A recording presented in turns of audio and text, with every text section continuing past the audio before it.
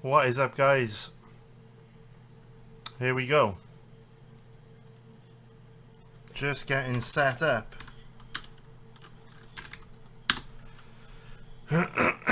What is up, everybody? Hope you're all doing good.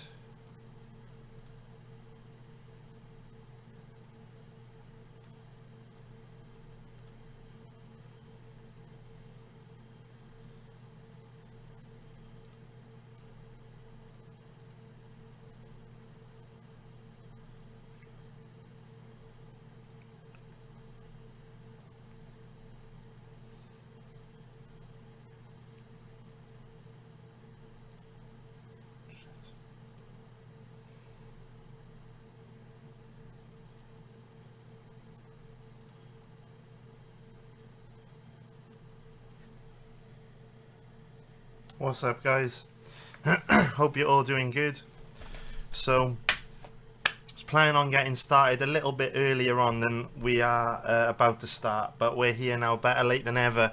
This is my first stream doing this in quite a while, so I'll be better prepared for the next ones. I'll know exactly how to properly get everything set up. So just very quickly, if you check the links in the description below, you'll find two things. You'll find the bet builder that we've got for this game between Mexico and South Africa. This is just something that's a bit of fun to make watching this game more interesting. So you can see the bet builder there. It's odds of about 15.0. Like I say, these bets are just to have a little bit of fun to make watching the game more interesting. My record on bet builders are pretty good though, so I'm expecting if we place a bet builder like this on every single game in the tournament, we will probably make a pretty good overall profit. So keep it small, don't go blowing up your account, don't be betting your mortgage or rent money on this bet builder. It's just a fun little parlay to hopefully profit from this game. Probably not, it'll probably lose, but it'll just give us something to make this game more interesting. On top of that, one more thing that is important, if you are going to tail these bet builders, make sure that your betting site has got subs play on, or you will definitely not make money. And as you can see in the bet builder title, if we go to the full fat view that I've got, if we go here, there we go. It's very, very important that you have subs play on rule, and on top of that we've also got all of our prop bets. And the prop bets relative to this game will be, we just quickly skim through, we've got South Africa to finish bottom of the group. We have got, what else, we have got, there's got to be more than that. I know for a fact we've got, let's just search for Lyle. No, we didn't go for Lyle Foster to finish top goal scorer. Alright, so it just looks like the only bet we've got here would be, oh, there you go, Mexico to score exactly 4 points in the group, and South Africa to finish bottom of the group. And then we've got the bet builder. Like I say though, we went into a big speech on this in the live stream research session for the World Cup. These bets are supposed to be a bit of fun to make watching the tournament more interesting. So please don't go blowing up your account, you know, emptying your entire account balance or bankroll on these kind of bets. These are just a bit of fun. The serious bets will come from live betting, where we will hopefully make an extremely good profit. If we go to the football betting dashboard, you can see that our record on football is phenomenal. We've made 74, almost 74 units of profit. Got this nice steady consistent uptrend, and very, very confident we will make a profit on this tournament as well. We're already up 7.37 units in June, so hopefully if we can have a pretty good start to this World Cup, we're looking at our first double-digit winning month on football in a while. Good chance we make at least 10 units of profit on football this month. I'm looking forward to taking you guys along for the ride with me. So we'll be trying to live stream every single World Cup game. We've got a game starting in a few hours, which should be a lot better than this one. South Korea versus Czech Republic is a far better game. Should be a lot better. Personally, we will give you guys a quick overview of what to expect from this game. So Mexico and South Africa are two pretty poor teams, to be honest with you. I know Mexico are ranked 14th, but that's mainly due to the federation that they compete in. If you measure Mexico against like the top South American teams or European teams, they're absolutely dreadful. Mexico are a very, very poor team. However, because they're a host nation, they've got home advantage on their side. They'll have the crowd behind them in this game. I think this game, or many of Mexico's games, will also be played at high altitude, which could give them a bit of an advantage. Although, obviously, for players like, Quinones, Jimenez, Fidalgo, Vasquez, and Montez, who are now playing outside of Mexico, I'm not too sure how much the high altitude will really actually hurt them, because they're obviously not living in Mexico at the moment, even though they may have grown up in Mexico. And I don't know if that's something that is kind of then programmed into your DNA that you deal better with. I mean, if anything, it's going to help them with their experience. But anyway, we've got two really poor teams today. Mexico, South Africa, not good at all. The commentators, the media, they'll all hype Mexico up, but they're a very poor team. Having said that, with home advantage behind them, they're going to have a lot of the ball today. And the one thing you can count on with Mexico is they'll work extremely hard. They'll fight to win the ball back when they lose possession. They'll be good on the ball. They'll be good in possession. Mexico's problem has always been they are...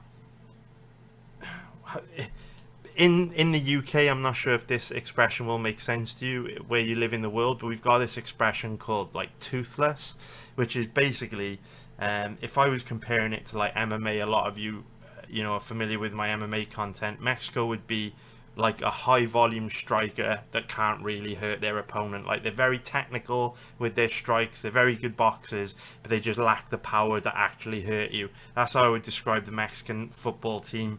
They just don't really have many goal scorers. They don't really have very dangerous attackers. Yes, Quinones has been banging them in the Saudi Pro League for Al Qadisiyah, but problem with the World Cup, obviously, is facing a far higher level of opposition, and South Africa are quite dangerous on the counter, particularly Reyners. Look out for number 15. He's lightning fast, very good on the counter attack, and you can see that South Africa are purposely playing 5 at the back, which means South Africa is setting out very defensively, and Mexico, because they lack firepower up front, could find it very difficult to break South Africa down in this game. South Africa will be looking to just keep it tight, stop Mexico from scoring, and look to hit them on their counter attack with their pacey counter attacking players like Reyners. That's kind of like the game dynamic to expect. Mexico will have a lot of the ball, but typically they're not particularly dangerous up front, and South Africa will know that, so they'll be well organised defensively, look to stop Mexico from scoring and hit them with counters. So expect Mexico to have a lot of possession, expect Mexico to have a lot of the ball, but as we know, that doesn't always mean a whole lot, because goals win games. What I will say though is both of these teams are what I would like to call, and again, we'll be using a lot of UK expressions in these live streams, so you'll get to learn some UK terminology for football, like some UK slang, I guess.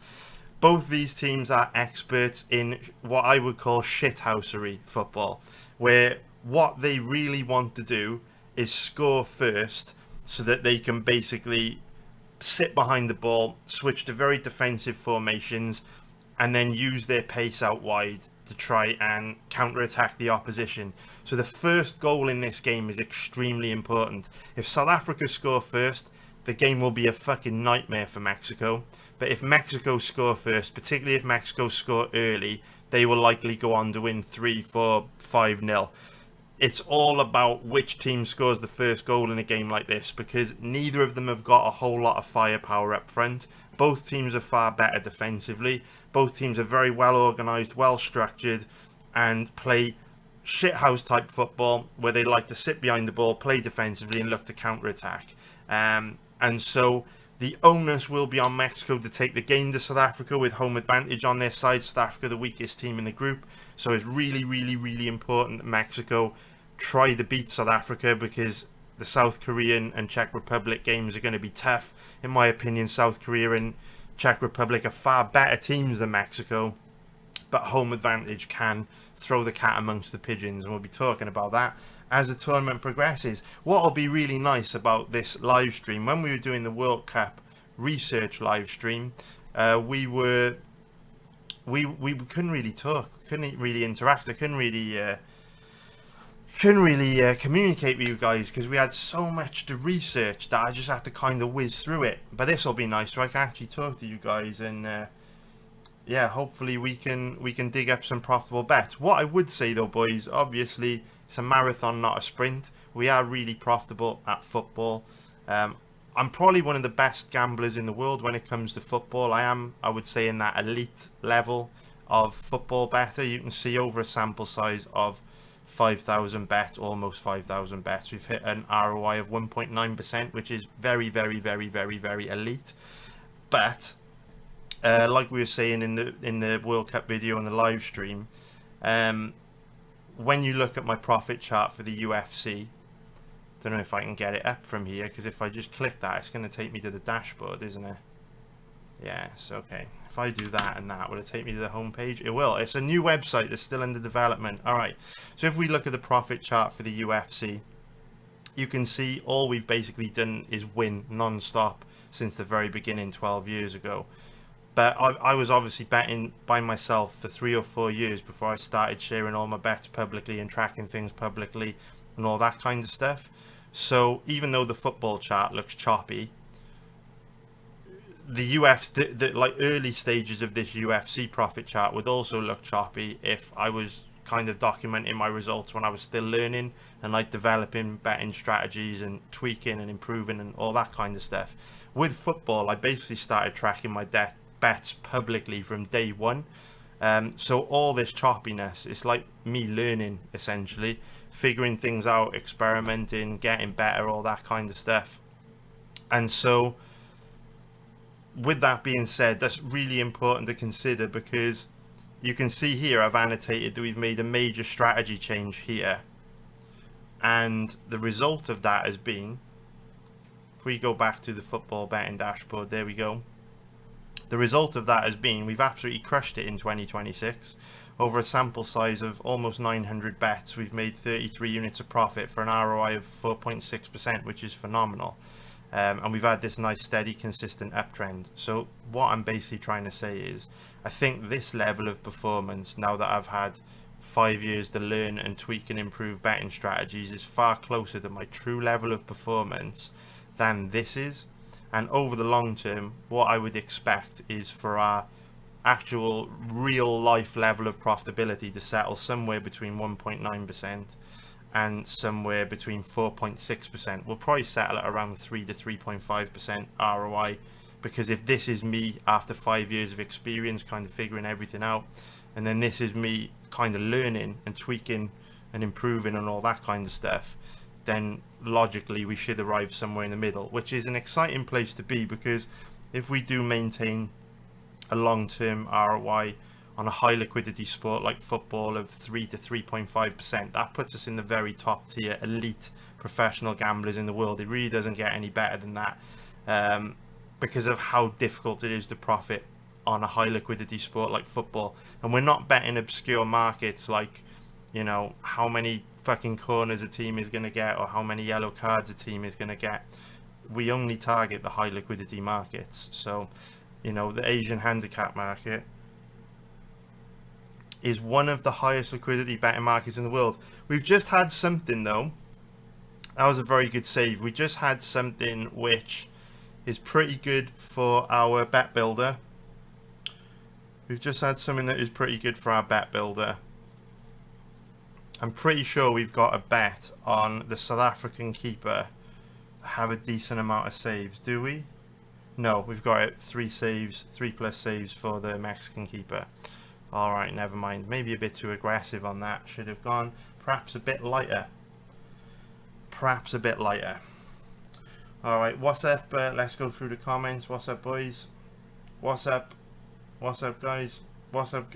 What's up, Gunner? What's up, mate? What's up, Draxo? What's up, Hiltz? What's up, Hugo Boss? What's up, Jack? What's up, Brandon? What's up, Andrek? Do you know what the good news is though, Andrek? There are about 1 million other people you can watch on YouTube, which will mean you don't have to suffer and listen to me, which is awesome. You can go listen to someone else instead. So, obviously, what we are waiting for here is live betting opportunities, and at the moment, the game's playing out how we thought it would, with Mexico a lot of possession, controlling the game, and South Africa sitting very, very deep. And that's pretty much how this game is going to go. First game, or first goal in the game like this, very, very, very important. So, we will see who gets that first goal.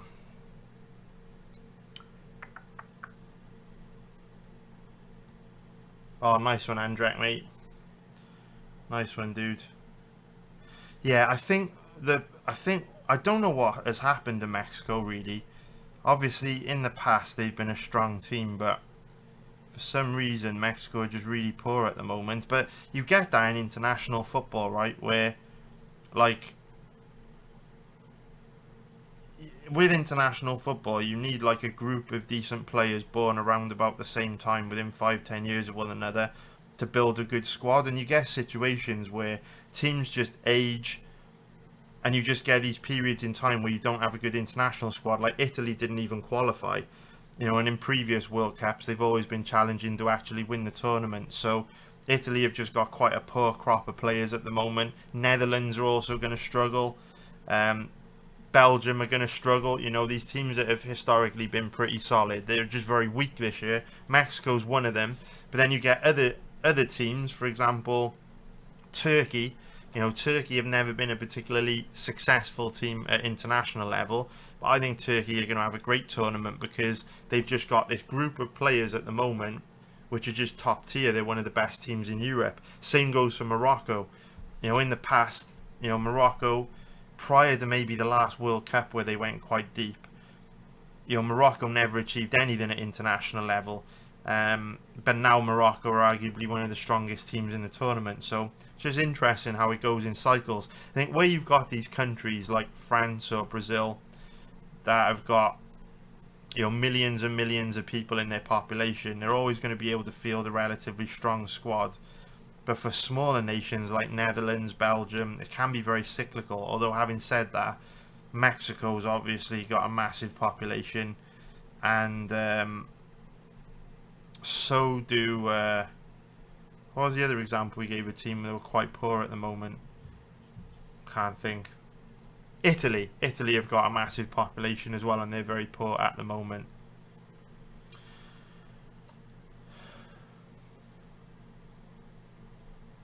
So Dark Knight is saying to say Netherlands are weak is a bad take. So I'll show you what I mean, mate.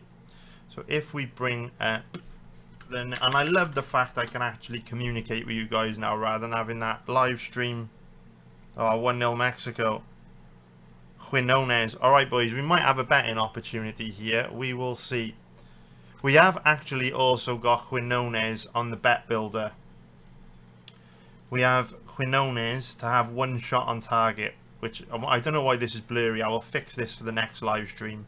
But we do have Quinones to have one shot on target, which is just one. We've also got Mexico to win, which is just one, and Mexico to have more shots, which should also be winning, which is very, very nice. So bet builder off to a decent start, 10 minutes in. So if we bring up Netherlands though, we'll bring that up, and I also need to check the live odds now on the Asian handicaps. Now, not a lot we're going to be able to do with this, boys. Not a lot we're going to be able to do. The only bet I would consider at this point would be South Africa Asian handicap +1. Odds are about 1.67. However, what we need to see is how South Africa respond to this goal, because remember what I said, both these teams are shithouse teams which just look to sit deep and counter-attack. So you might see a bit of a different dynamic now, where Mexico had a lot of the ball before they scored, kind of sat back, kind of sat defensively. Sorry, let me reword that. Mexico had a lot of the ball at the start of the game they obviously controlled the game, had a lot of possession, but now that they've scored, they're likely to sit back and defend a bit and allow South Africa to have the ball. And we have to see what South Africa do with it, if they're able to create any chances. Because all Mexico will want to do now is sit back and look to counter-attack. So, if we go to... just have a look at South Africa's away form. They're not bad away from home.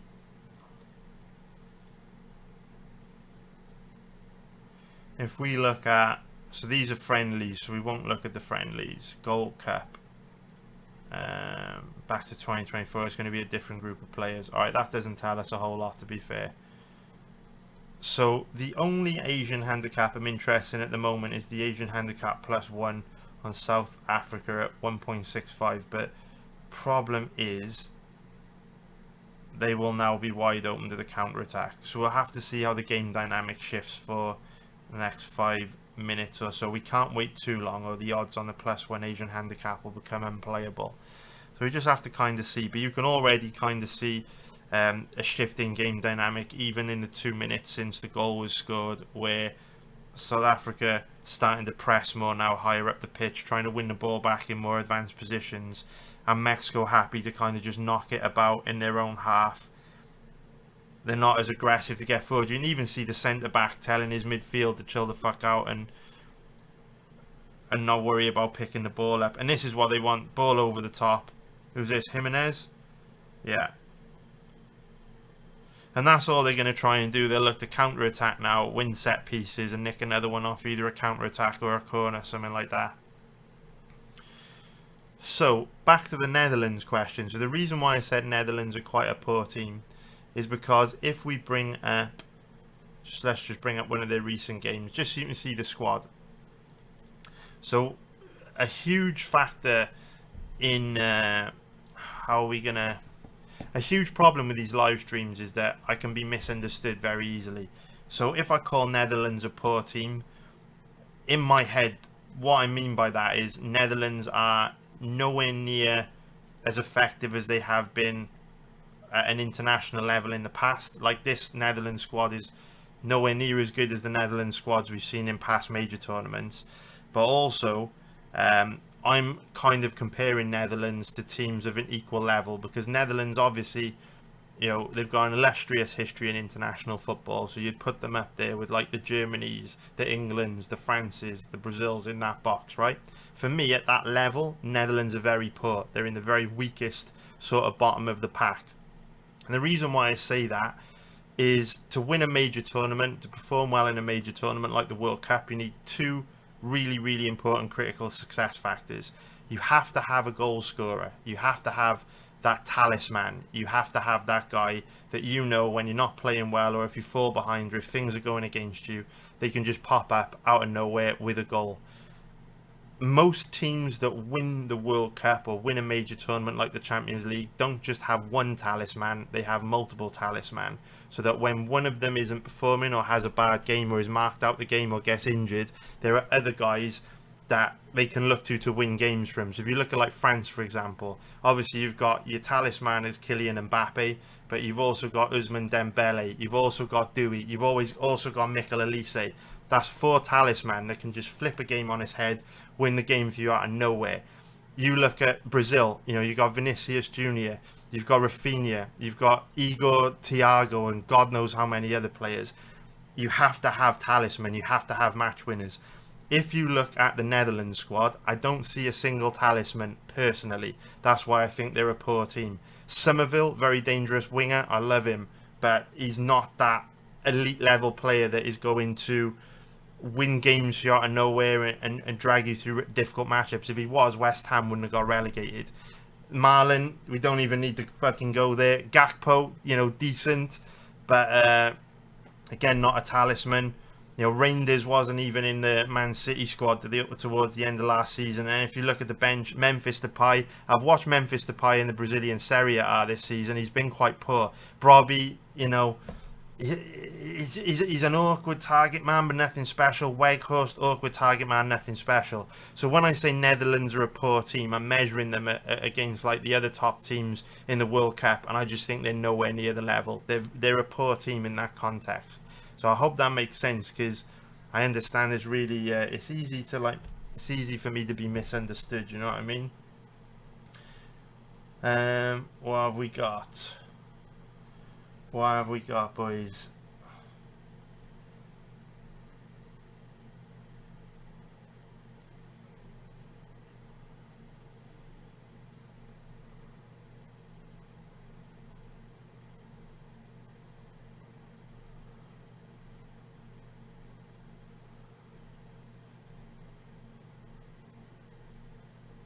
I think the problem with Netherlands as well, I don't think they're particularly good defensively, which doesn't make sense, because obviously Van der Ven, world-class centre-back, Van Dijk, world-class centre-back, Dumfries, one of the best right-backs in the world.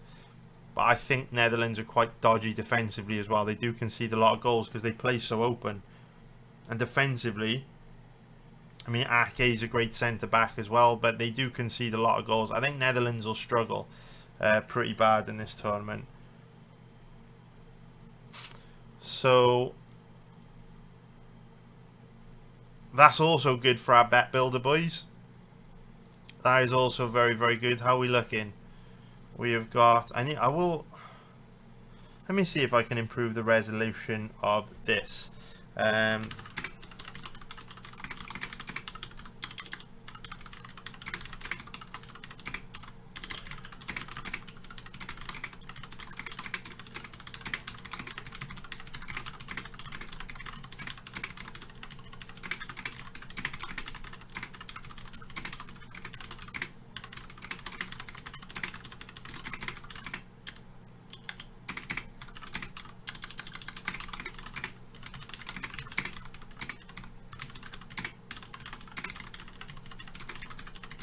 Yeah, this is blurry and annoying, so I'm going to try and fix this so that it's easier to read. We'll definitely have it fixed for the South Korea Czech Republic game. I'm looking forward to that game later on. That's a much better game than this one, the live bet.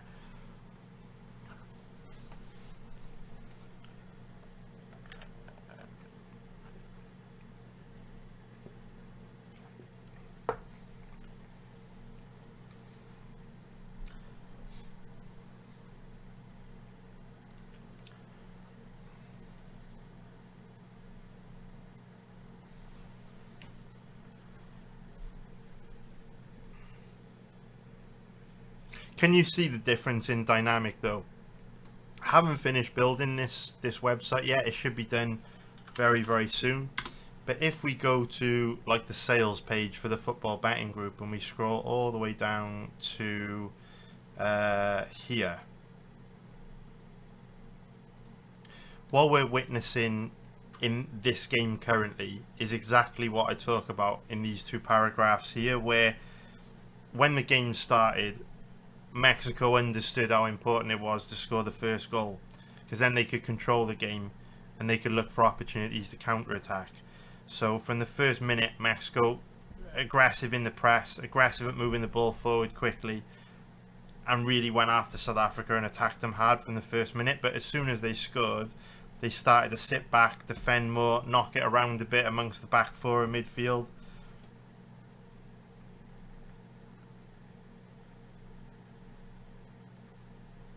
And this is what I'm referring to when I talk about stuff like this. Goals change games. Goals change games. And these kind of dynamic shifts are basically the secret sauce to our profitability on football, is understanding game dynamics, how game dynamics between two teams are likely to shift with every goal that gets scored. Because the odds on football, they move in very robotic ways. So if you understand how the odds move and you learn all the teams and the different ways in which they play at various different score lines, you can do really well, man. You can make a lot of money. And that is basically the key to our success. Like, we knew the first goal would be very important. Mexico would fight hard for it. And then as soon as they got it, we knew they would start to play more defensively. Like, you can see they're giving South Africa a lot more of the ball now. allowing South Africa to have the ball, and then they're just looking to win it back and look to counter. And just understanding that a really important part of making money live betting on sports is understanding all the most likely scenarios before the game actually takes place, so that you're not in a reactive state of mind. So like we talk about this when it comes to UFC live betting a lot. In my live betting group, before we live bet any UFC fight, we spend 5-10 minutes talking about all the different most likely scenarios that fight could play out under, so that when the fight starts to play out in line with one of those scenarios, we've already got a plan to live bet that scenario, so we can get in at great odds, we can get in fast, we can get in early. It's exactly the same with football. We've literally predicted this game dynamic perfectly, where we said Mexico would come out hard and aggressive early, and then as soon as they scored in the 9th minute, we said they'll sit back and be more cautious, more defensively now, and let South Africa have the ball. And that's exactly what's happened here. That is exactly what's happened here.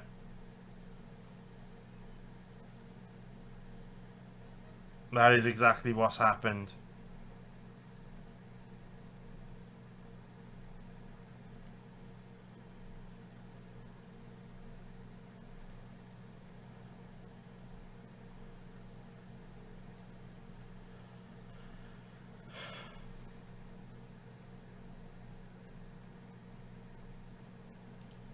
So yeah, later on, boys, it'll be a better game. So I'll hopefully see you back here for that.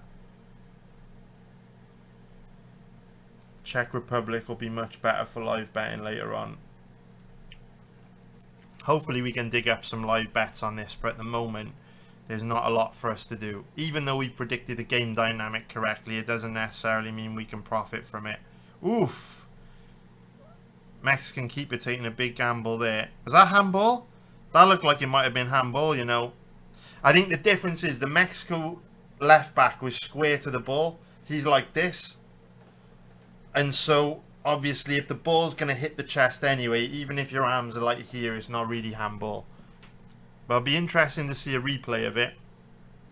This fucking ref loves a yellow card. He fucking loves a yellow card. I think one of our bet builder things is just one, boys. I think one of our bet builder things is just one. We had, yeah, both teams receive a card. Both teams have just had a yellow card. Quinones had a shot on target. Has Jimenez had a shot on target? Let's have a look, boys. How's this bet builder doing? Again, before every game, I'll leave a link to the bet builder for that specific game in the description below. Obviously, the problem is we can't actually construct bet builders until we see the starting lineups, so I can't get those bet builders added to the site earlier than like probably 30 minutes before kickoff, because starting lineups get announced about an hour before kickoff, and then by the time I've figured things out, done a bit of research, placed the bet builder myself. So yeah, has Jimenez had a shot on target? He has had a shot on target. Boys, this bet builder's looking alright, you know. This bet builder's looking alright. This is one. This is one. This is winning. This is one. This is winning. This is winning. We need Reimers to have a shot. Foster to have a shot. Jose Angel to make 3+ saves. I might have been a bit aggressive on this. I probably should have gone 2 saves, but hopefully it won't cost us. How many saves he made so far? Absolutely none, which isn't good. How many shots has... No shots for Foster. How about Reyners? No shots for Reyners.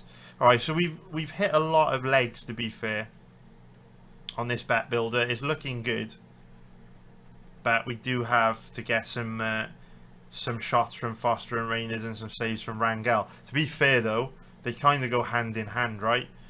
Because in order for Rangel to have some saves, he's going to need Reyners and Fosters to take some shots. So hopefully, if South Africa have a nice little bit of possession, create some chances, that should hit.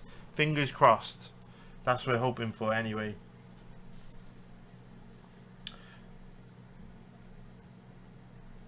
What's up, Brandon? What's up, mate? Hope you're doing good. Oh, well played that night, mate. That's a great winner. Is that subs play on as well? So if you get substituted, the sub will contribute towards winning that bet.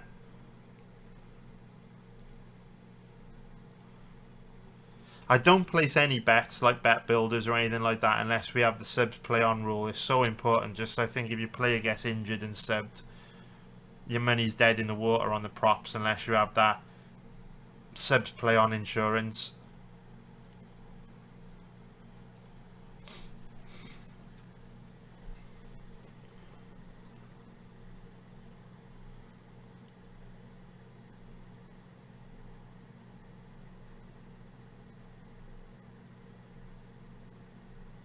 Alright, I might be able to fix this. I might actually be able to fix this low resolution issue. I think I've just rolled out a fix. Let's see if we can do it. If I edit the bet, I should be able to re-upload the image, I believe.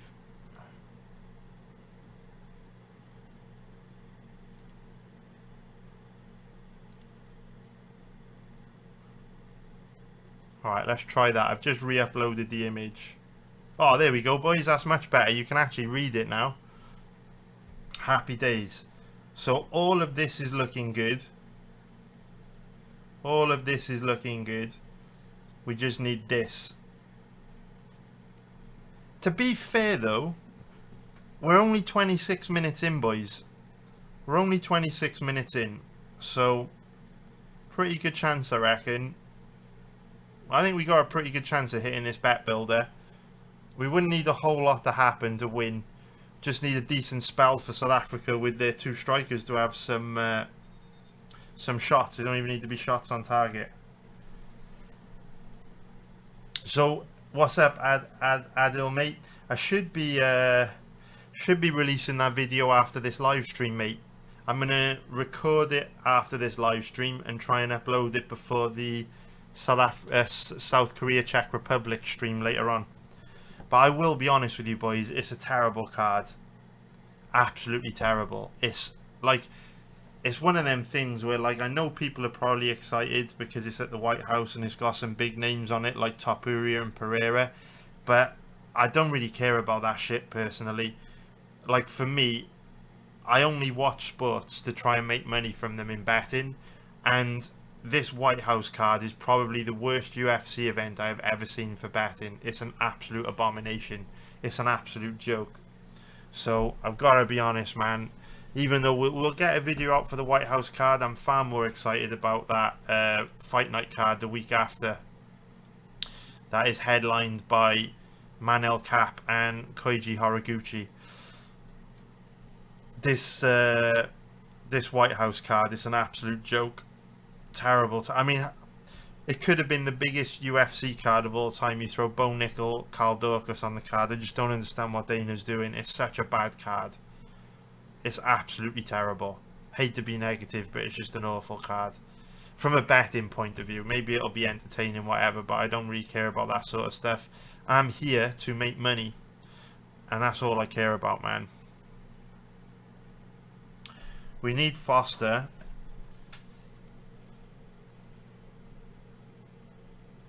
We need Foster.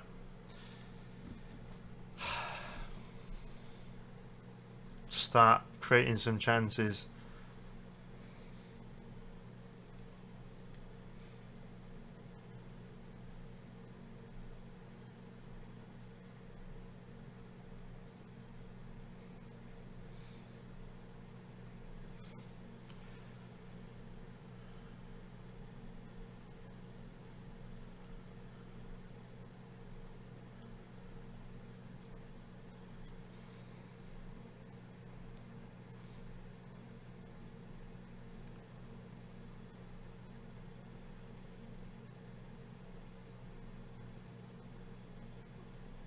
Oh, Alvarado's done well there, man.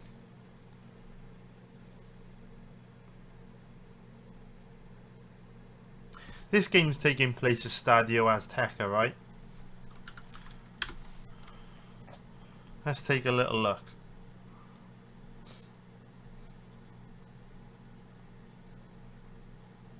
Stadio Banorte in Mexico City. So this is going to be at high altitude. Although parts of South Africa are high altitude, right? Like I think Cape Town's high altitude.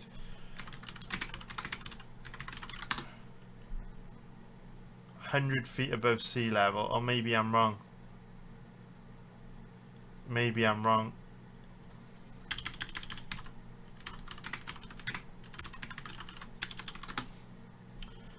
Yeah, a bit of a difference. Fuck me. Alright, so Cape Town isn't high altitude at all. So it will be interesting to see how the South Africans look in the second half if they start to tire out badly with the altitude.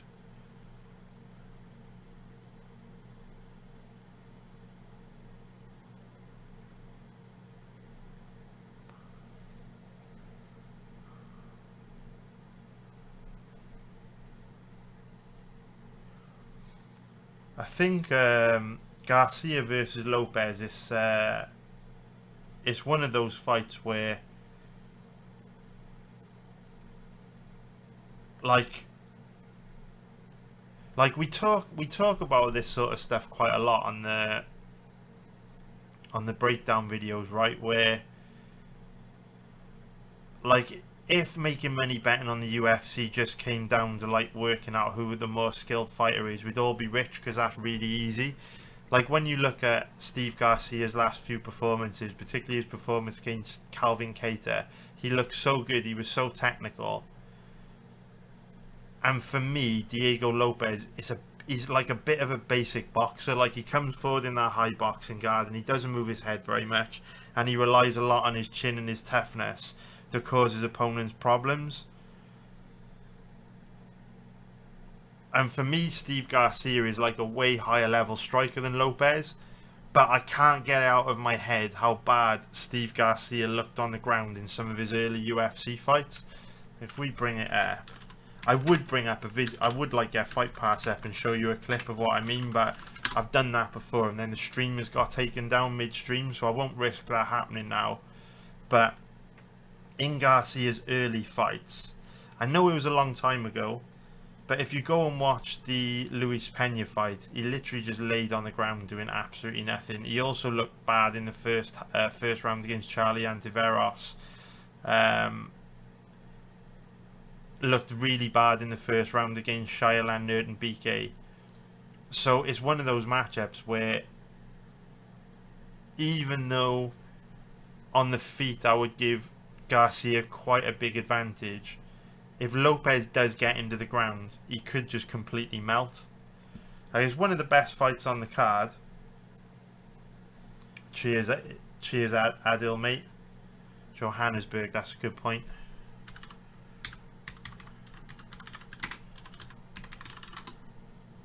Oh, there we go. I thought there was some part of South Africa that was above sea level, so that's far closer to Mexico City.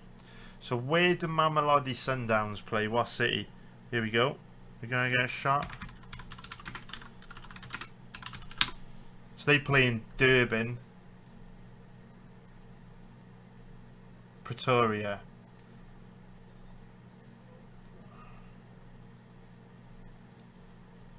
Pretoria, right.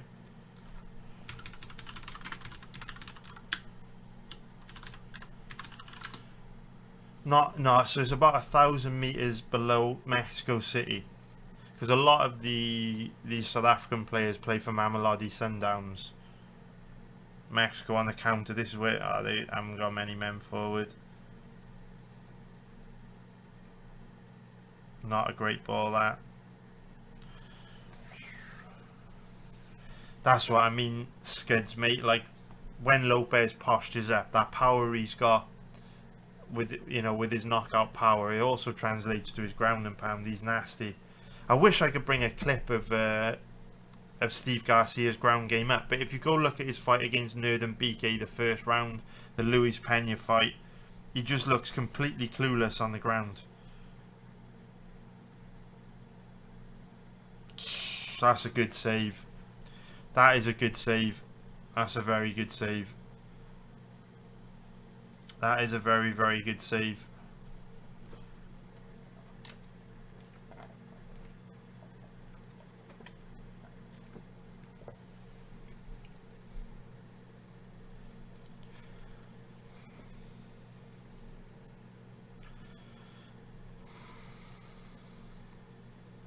So at the moment we're waiting for something in this game to change before we can consider betting it. Not a lot we can do here from a live betting point of view.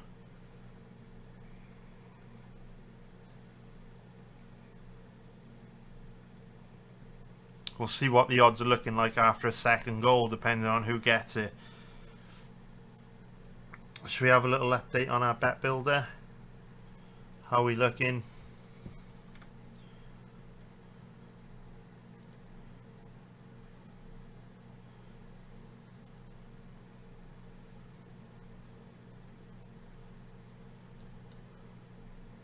So new. I need to fucking figure out how to find everything. There we go. How many saves? Has Rangel had any saves to make? I don't think he has, right? He came out of his box into the edge of the 18-yard box and knocked the ball away from the South African winger, but that is about all he has done.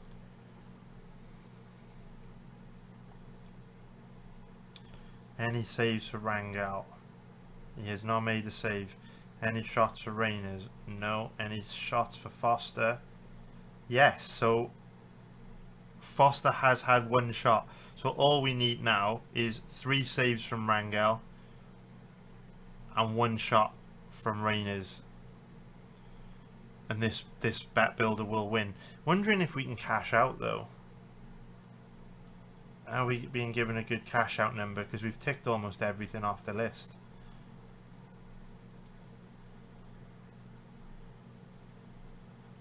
We have hit almost everything so far. Oh, they're giving us a cash out value of our original, basically our original stake. So no profit in the cash out, so we'll just leave it rolling and hope that South Africa can start to have some shots and Rangel can start to make some saves. We need him to have 3 saves. Hopefully we can do it. What's up, Dale, mate? So basically, if we go to the sales page for my football betting group, the foundation for my live betting strategies are: we research both squads, we learn a lot about both squads, and we learn how they're going to change their tactics based on different dynamics in a game. And every time a goal is scored, the game dynamic changes. As you can see here, we just wrote about how goals change games and how game dynamics change. And when that happens, the betting odds are often very, very slow to react to the game dynamic changes in live betting. So we correctly predicted how the game dynamic would change earlier in the stream if Mexico were to score first. But when we looked at the odds, there weren't really any betting opportunities there. What we need to do now is, when South Africa score next or Mexico score next, whoever scores next, we'll then take a look at the odds again, and we'll then see if there's any opportunity to bet on the changing game dynamic that the odds haven't really correctly interpreted. And that's basically the foundation for the strategy. It's why we have performed so well on football over the last 5 years. We just wait till a goal is scored, observe the change in dynamic, look at the betting odds, see if there's some value there where the betting market hasn't correctly adjusted to the new game dynamic, and that's what we're going to be looking for throughout the whole tournament. So at 1-0 to Mexico, there's not a lot we can do here at the moment. So we just sit and wait. Big part of making money betting on sports is just patience. Just waiting, watching, and being ready to strike. All about research, understanding the teams, understanding how the dynamic of the game is likely to shift. And for now, there's nothing for us to do apart from sit and wait. To be fair, it's not the best type of game for live betting, to be fair. South Korea versus Czech Republic will be a much better game later on. Should be much more competitive. And that's one of the reasons why this White House card on Sunday night is so bad. Is because in order to make money live betting, you need to have competitive games, competitive fights. There's not a lot you can do when you're dealing with, fighters or teams that have got massive advantages and their odds reflect that. There's just not much you can do. The real edges in live betting on both UFC and football is being able to gain edges where, games are competitive, but you understand the game, the sport on a deeper level, and you can identify, little areas where teams or fighters have advantages that other people betting within the market have missed.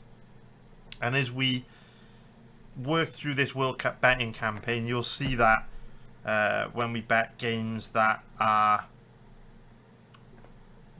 more competitive on paper, we'll be able to talk about specific little edges teams have got. Oh, what a save. So yeah, not the best game for live betting this, but you don't know, game could flip on its head in an instant. Mexico could pick up a red card. They might score again. There may be opportunities to bet some South Africa related spreads and handicaps if Mexico get the next goal. We're just waiting to see what happens next.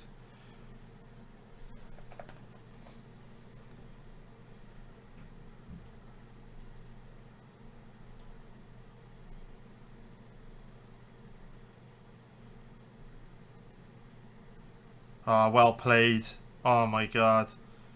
That's unlucky from Quinones. South Africa are getting overrun here. They're getting overrun.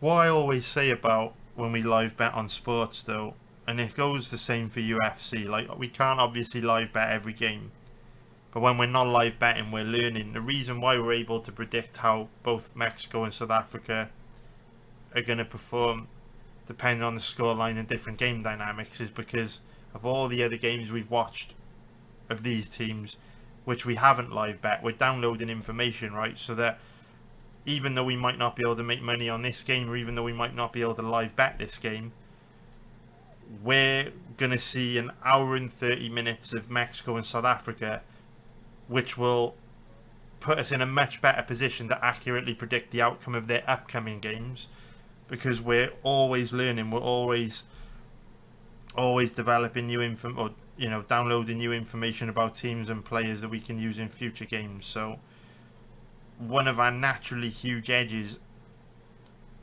in this World Cup betting campaign is that we're going to watch every single game, and not many people are going to be able to do that, which will naturally give us an edge.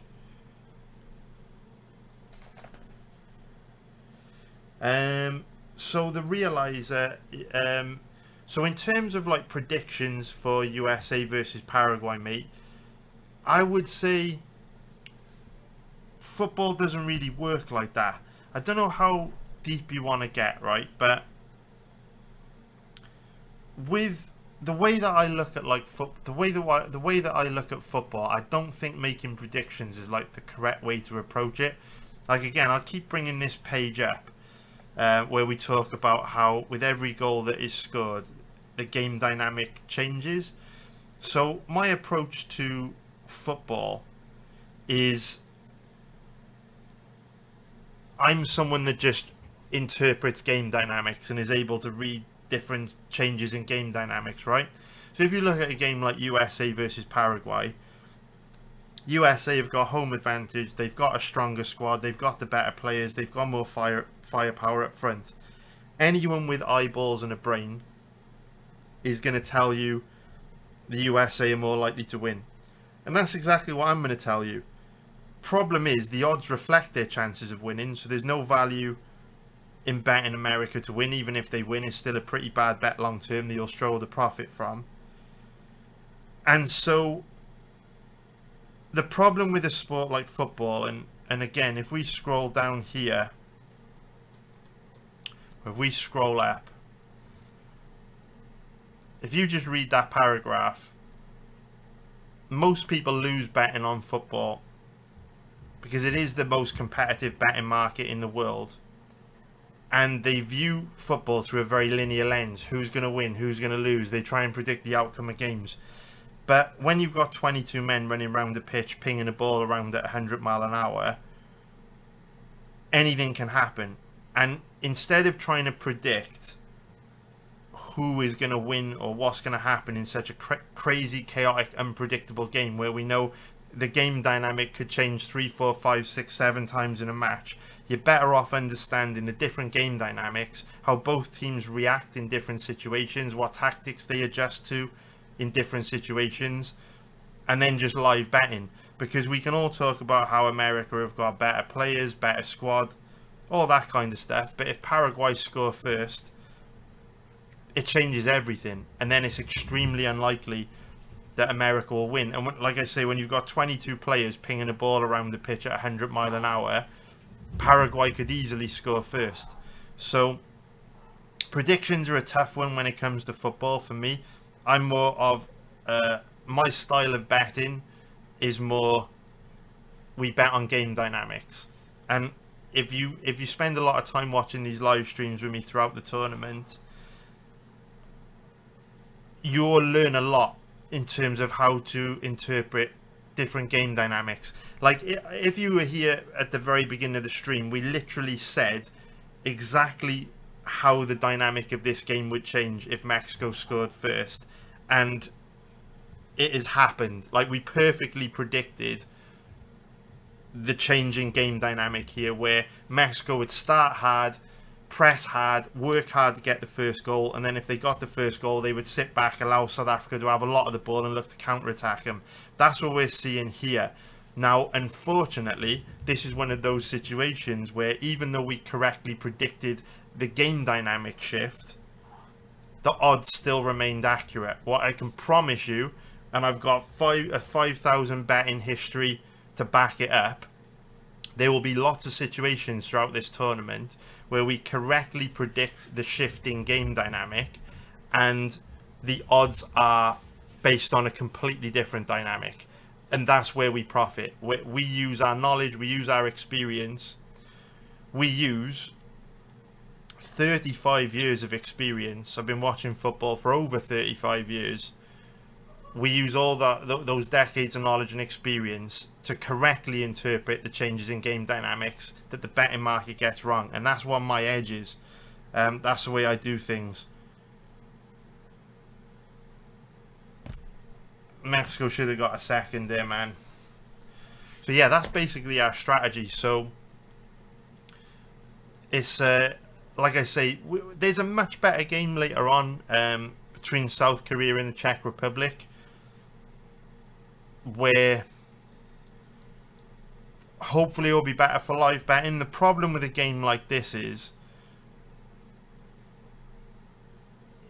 obviously, South Africa don't really have much up front to be able to cause Mexico much of a problem, which makes the game kind of dead for betting because South Africa don't offer much of a threat to Mexico.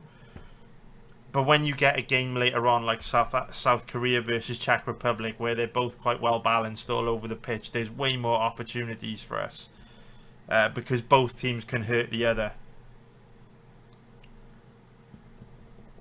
What's up, Jay Smith, mate? Hope you're doing good.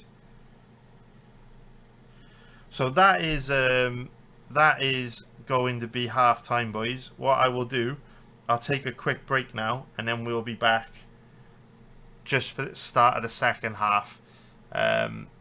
Take a quick break. I'll be back. I've got a designer at the moment working on all like intermission screens and stuff, but he's fucking supposed to have had it done by today, and he's late for me. So within the next sort of 2 or 3 days, we should have all fancy like intermission graphics and stuff. But for now, I'm just going to take a quick break for half time, and we'll be back just for the second half. Like I say, even though this game's not great for live betting, don't lose hope yet, because football's a crazy, chaotic sport. The reason why so many people lose betting on football is because of how unpredictable it is, right? So don't stress it. We may still be able to live bet this game. We can't bet it at the current dynamic and the current scoreline, but things can change fast in football, and making money betting on sports. It's all about just turning up, doing your research, and being patient and disciplined. There's going to be loads of games in this tournament where we're just going to have to sit, chill out, not do anything, just watch the game, learn about the teams, learn about the players. That'll serve us well for future games, but for now it's just sitting on our hands, staying patient and waiting for a strong position to bet that becomes so obvious it practically punches us in the face. So I'll take a quick break now, and then we'll be back in just a little bit.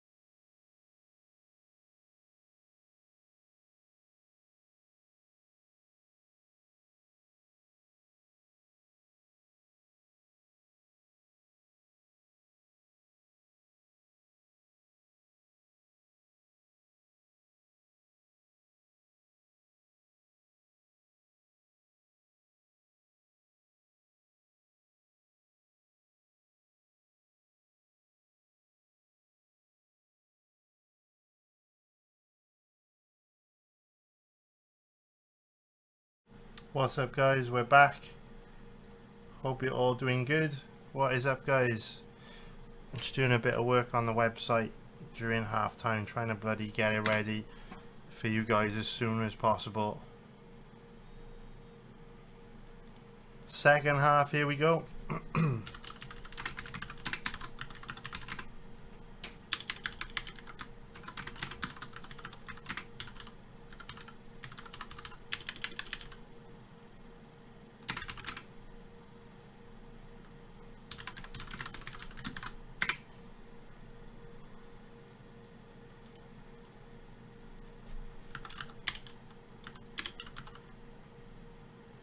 Oof.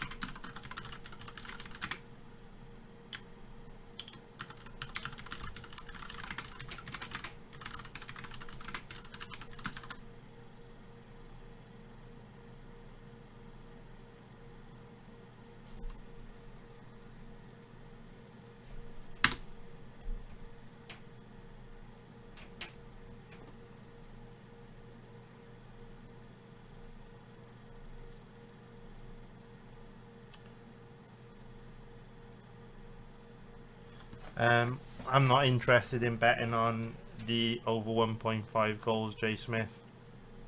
It's a no for me, mate. I will warn you guys. You know they say like making money betting on sports is all about discipline, all that kind of shit. I am a very boring, drama-free live bettor. So one of the reasons why we've been so consistent over the last sort of 15 years is I have my strategies that I know are profitable. Absolutely 100% know that if I just bet the way I bet, I'll be profitable forever, and I don't deviate from those strategies at all. So in games like this, I know exactly what I'm looking for, and I just stick to those strategies.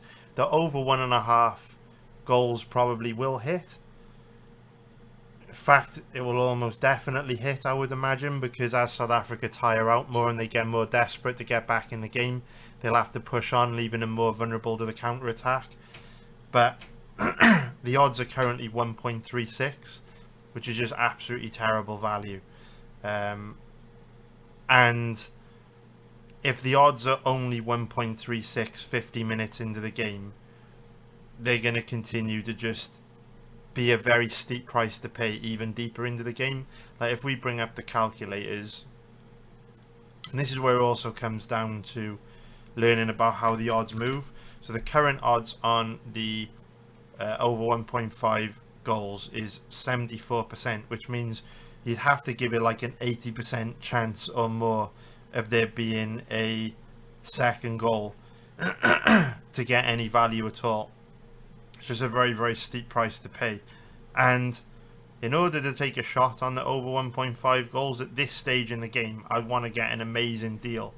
I would want to be getting odds like this, because I think there's about a 70-ish% chance there'll be a second goal in this game. So at these odds, that's a negative EV bet. You're giving up a 3.5% margin to the bookie. So I would need these odds where I could get like a 10% margin over the betting site. Oh, that's a penalty. It's gotta be. Oh, that looks like a penalty to me. It's definitely a red card. Yeah, it's a red card. I was gonna say that looked like a penalty though. The ref will probably say first contact was outside the box. The ref will probably say first contact was outside the box, which is why he's given a free kick, but it looked to me like it might have been right on the line. Let's have a look. Oh no, the ref's right. It's a free kick. It's not a penalty. The ref is right. It's a free kick. It's a free kick. The ref is right. Crazy, because now Sithol's obviously out of the tournament, which is absolutely crazy. Straight red should be 3-match ban, so that's Sithol's tournament over.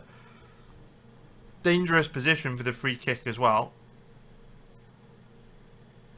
Over 1.5 goals, obviously a lot more likely to win now with South Africa down to 10 men. We're just talking about over 1.5 goals, but it's really important to always let the odds do the work for you. I think this is like a concept that when you have that breakthrough where you understand it's all about the odds, not so much about predicting things, that's when you can really go to the next level as a sports bettor and get closer to making a profit betting on sports. Because just before the South African player, the midfielder, was sent off, we said, look, over 1.5 goals will probably hit, but it's a terrible bet at these odds. And that can be a tough concept for a lot of people to get their head round. But the reason why it's a terrible bet at these odds is because if you think about what it means to be profitable long term, you've got to be profitable on every type of bet and every type of odds range in order to be profitable long term, right? So if you placed a bet on, you know, there to be over 1.5 goals in this game at odds of 1.36, you may win this bet, and you probably will on this occasion. But if you look at our history, right, we've placed 5,000 bets over the last 5 years. So you may make a profit on this particular game betting over 1.5 goals at odds of 1.36. But if you place 1,000 bets like this over the next 10 years at 1.36, it'll be virtually impossible for you to make a profit. And that's kind of like the mindset you have to have. Rather than trying to predict like individual things, what you want to do is overwhelmingly stack the odds in your favor, where you're not kind of talking yourself into a bet at really shit odds. Instead, you're looking for situations where the odds are so blatantly inaccurate that they punch you in the face. And we're not going to get it on a game like this, but we've got 65 games in this tournament, and a good number of those we'll be able to get in bets on where we can get great value. That's like the principle to stick to with betting on sports. Don't try to predict individual things happening. Instead, look for situations where the odds are so wildly inaccurate, you know you're getting a really good deal. It's like when you go into a store and you see an amazing product you want that you know has been discounted and is worth a lot more. Though that you should take the exact same philosophy into sports betting. That's my approach anyway. Yeah, you can call me by my first name, Smith, mate. My first name's Chris. If you want to call me by my first name, mate. You know what, the realizer, I do like over 1.5 goals on the South Korea Czech Republic game, depending on the odds though. Let's take a look at the odds. If the odds are like crazy steep, I don't like it so much. It's all about the odds, but yeah, the odds are terrible, man. The odds are terrible. Like, again, this is another situation where, like, what I really want to do with these streams is to try and help you guys learn how to be profitable betting on any sport, really, right? Like, over 1.5 goals will probably hit on Mexico versus South Africa, and over 1.5 goals will probably hit on South Korea versus Czech Republic. But the problem is, if you look at the odds, right, 1.40, so if we put 1.40, that's an implied probability of 71%. In order to be profitable on bets in this odds range, you have to make a long-term win rate, or achieve a long-term win rate on bets like this of 75%. 75% for quite a small profit, right? That is so difficult to do on a sport as chaotic and unpredictable as football. And the danger with bets like this is that because you're betting on very, very likely things, you'll win a lot of those bets. You know, you might win 65%, 70% of bets like this. And you may feel like you're doing great because you're winning a lot of these bets. But over a huge sample size, over 5 years, 10 years, all you're doing is either floating around break even or making a small loss. And you don't even realize it because it feels like these bets win a lot. But unless you're winning 3 out of every 4 of them, you're making a loss. So for me, stay away from bets like that, man. Stay away from bets like this. It is virtually impossible to be profitable long term on bets like this. That's just my personal opinion. I've put, obviously, this is not me being like authoritative or like elitist or anything, but take it from someone that has spent thousands of hours and over 30 years learning how to bet football. You know, all the pain I've felt in these dips, like the depression, the anxiety, the pain of a dip like this, where, you know, I thought I might lose my house, you know, I might lose my income, I might lose everything I've ever worked for. That's the pain, the anxiety, the pressure, the stress I feel in dips like this. But I've overcome it. We've come out the other end. We've learned. We've improved our strategies. But we've earned our stripes. So take it from someone that has put thousands of hours into cracking football and being profitable at football. My personal belief is it is virtually impossible to be profitable long term on bets like this. Yes, this game will probably have more than one goal in it, and you probably will win this bet. But over a sample size of 1,000 bets, it is so difficult to hit a win rate of 75%. And if you're not hitting 75%, you may as well not bother. So I hope that makes sense, man.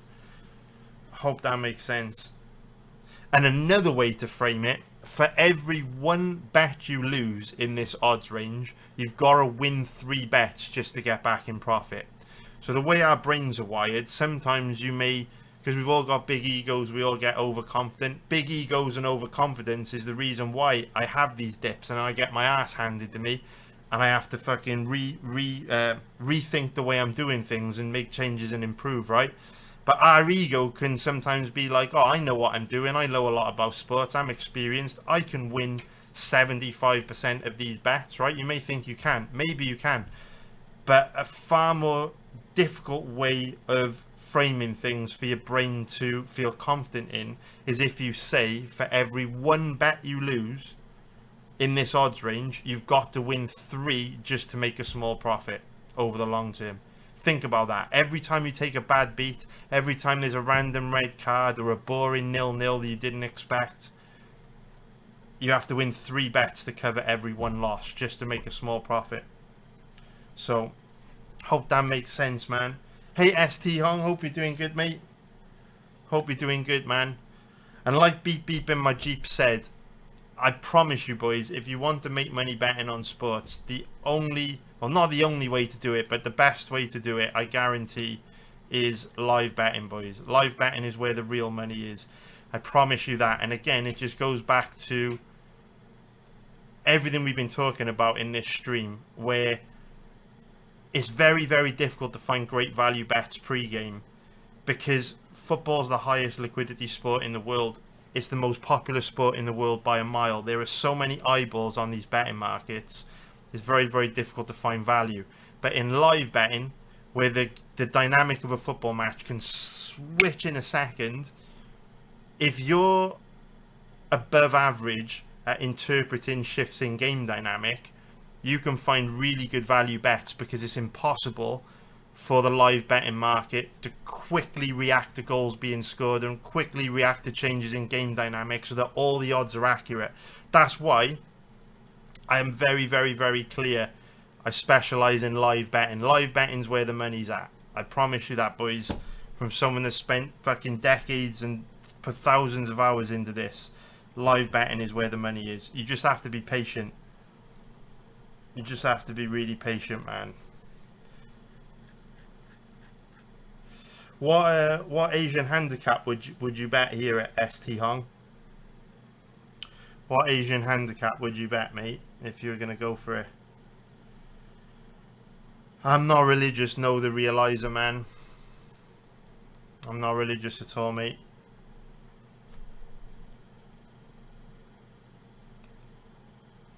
Yeah, so all my bets are in the even money odds range. So, well, not all of them, but most of them. You can see here the average odds are 1.88 over almost 5,000 bets. So almost all of my bets are in the even money odds range. And you can kind of see here, if we go down to ROI by odds range, you can see that you can see like the most bets are kind of in this slight favorite odds range, 1.75 to 2.0, 1.88. And the reason why I like even money odds ranges is obviously if you can just, for me, I'm like very realistic. It's going to be extremely difficult to maintain a long-term win rate of like 75% to 80% on sports, which you'd need to be profitable in this odds range. For me, it's far more achievable to aim for a long-term win rate of like 55 to 60%.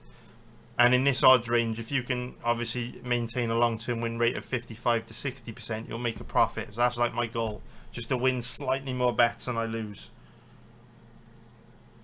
So these are my usual markets, mate. So this is all I really bet on football. These ones here. Although I don't really bet over-unders too much anymore for the reason that I was explaining earlier on, where I find the over-under markets, even in live betting, are like, I find them to be like really accurate. Like, it's rare that I'll look at over-under odds, even live, and think, oh, that's really good value. So where I talk a lot about wanting to find situations where we can bet, where we can get a huge margin of value over the bookies and such an amazing deal in the odds, the over-under is an example where it's really difficult to do that, whereas you can find it in all the other markets.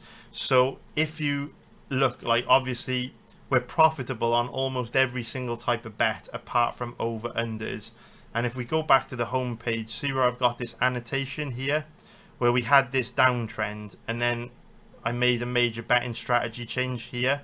One of the big changes I made to my strategy is I just stopped betting over-unders, and I just accepted that it was too difficult of a market to beat.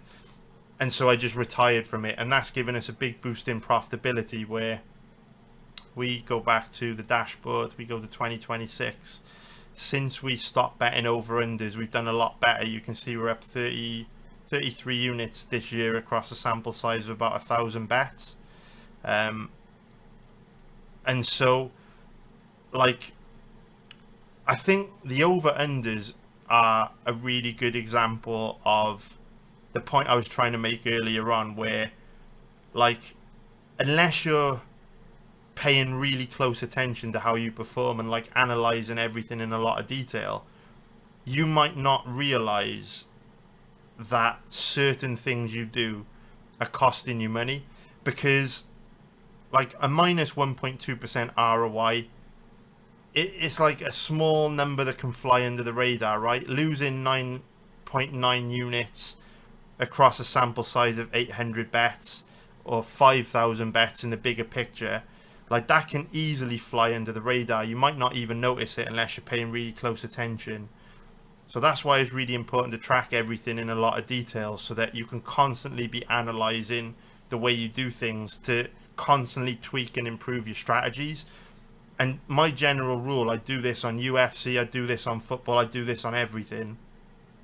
Every time I go through like a long period of either a dip or a break-even period or a loss, I will pull out all the bets winning and all the losing bets from that period in time, and I will go through all the losses, and I will try and identify trends between like all the losing bets, right? And then I will compare it to the winning bets from that same period. And when I was analysing our performance when it came to over-unders, I was just finding that we were doing great on things like Asian handicaps. But like, say we won 2 bets in a day, and then we lost, 2 bets in a day. I was finding more often than not, our 2 winners would be Asian handicaps. One of our loss would be an Asian handicap, but then the other loss was over-unders, and it was very rare that we'd have like a really good day on over-unders. So I just cut them out. And that's one thing you can do to always be improving. Just track everything in loads and loads of detail, and then you can analyze and improve.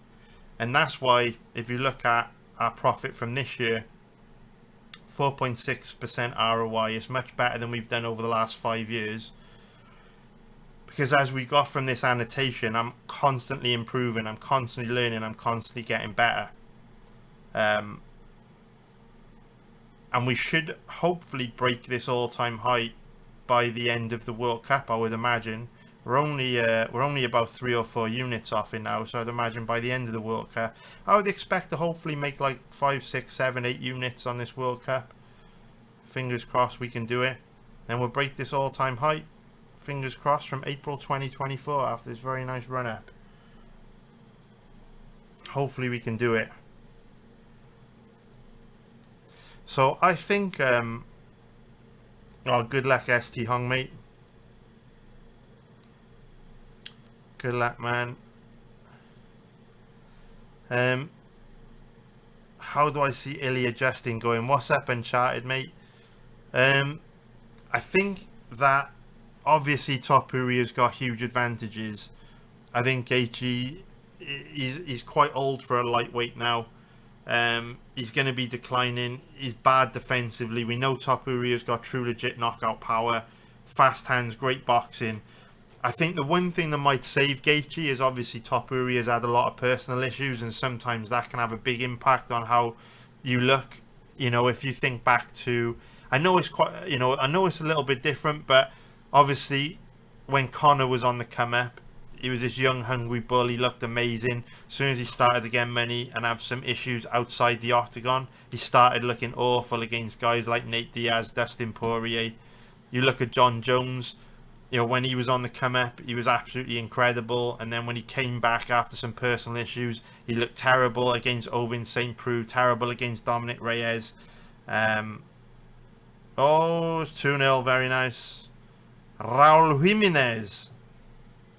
And so, yeah, it's one of those things. Maybe the personal issues start to affect Topuria and get to him, but outside of that, he should win very easily.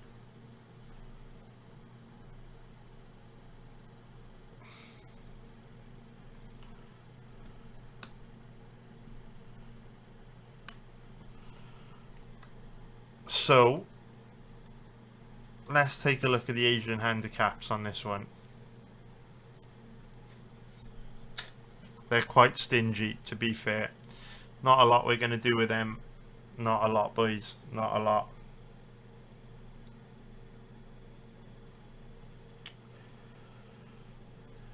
We have got, I think in the prop bets, we have got South Africa to finish bottom of the group. Hopefully we can hit that.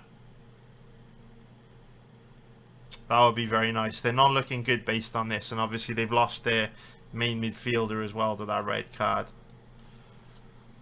What can you do?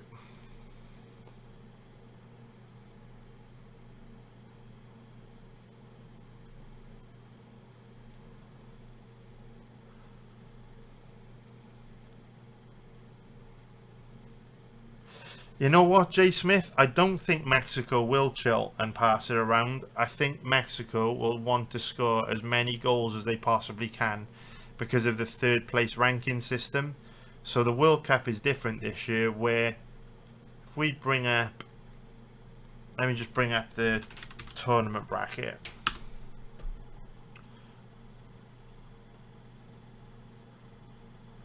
So if we bring up the tournament bracket, all of the teams that finish in third now go into their own individual league table called the highest ranked third team finishes, basically, where the 8 highest placed third place finishes out of 12 qualify through to the knockouts. So South Korea and the Czech Republic could be tough games for Mexico. And because all the teams that finish third in the group stage are probably going to have a similar number of points, obviously if teams are level on points, the next factor that decides how teams are ranked out of all the third place finishes is goal difference, which is how many goals you've scored subtracted from how many goals you've conceded. So whereas I would agree with you, like in other tournaments, you'd probably see Mexico start to rest some key players, take it easy, knock it about. Because it's possible Mexico could finish third. I think they will want to use this as an opportunity to try and score as many goals as they possibly can, so that if the worst happened and they did finish third, they would stand a really good chance of qualifying out of the third place teams just based on a really strong goal average. I could be wrong, but if I was the Mexican manager, I'm not saying I would keep all my best players on, but I would not be telling them to sit back here. You know, realistically, what have South Africa got to play for? You know, they're down to 10 men. They're losing 2-0. You know, they're going to be tired. The game's at high altitude. This is an opportunity where if Mexico really go for this now in the next sort of 20 minutes and they get a third or a fourth goal, I would say that virtually guarantees them a place in the knockout stages, because a lot of these third place teams are probably going to end up on 3 points. And remember, 8 out of the 12 teams go through under the third place ranking system. So if Mexico could win this game 4 or 5-0, it pretty much guarantees that they'll go through to the knockouts, even if they were to lose their next 2 games, as long as they weren't to get absolutely smashed. Like if they lost their next 2 games to South Korea and Czech Republic by like 1 goal, you know, having a positive 2 or 3 goal average, it would probably be enough for them to qualify. So I reckon we'll see Mexico go for more goals here. It would be a bit foolish if they didn't. It would be wasting a really good opportunity to put themselves in a super strong position.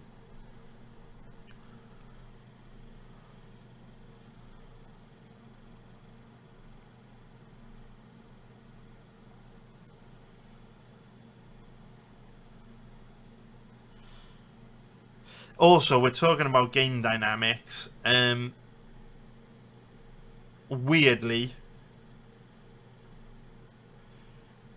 it also becomes a bit of a strange situation for South Africa now as well, because it's unlikely South Africa would beat Czech Republic and South Korea. So South Africa are going to be thinking about goal average as well. So they're going to be thinking about not wanting to concede. So they're in a difficult position where they've kind of just got to kiss this game goodbye and hopefully they don't concede anymore. I don't think Mexico have got much firepower on the bench though. Oh, very good defending. Very good defending. We like that. Very, very good defending. Very, very, very good. I mean, you can look at it, right? There's only 18 minutes left to go in the game. They're up 2-0. They scored their second goal, how long ago now? About 5 minutes ago. And they've still got their 2 most dangerous attackers on the bench, Quinones and Jimenez. What I reckon we'll see soon, as long as he's not injured, they'll probably bring Alexi Vega on for Quinones, because Alexi Vega is a dangerous winger. Very quick, very good at going past people. So they'll probably bring Quinones off, get Alexi Vega on, and then they'll bring Raul Jimenez off, and they'll put Santiago Jimenez on. And obviously, you know, Jimenez has had a poor season for AC Milan, but against the tired South African defence who are down to 10 men, Vega, Jimenez, they're going to want to come in and make an impact on the tournament. I mean, if I were the manager now, I'd be bringing off Quinones and Jimenez, and I'd be putting on Jimenez and Alexi Vega. And we know that Alexi Vega's got a really high work rate. He does a lot of running, so he can go on. He can go on, cause South Africa problems, get more goals. You know what I mean?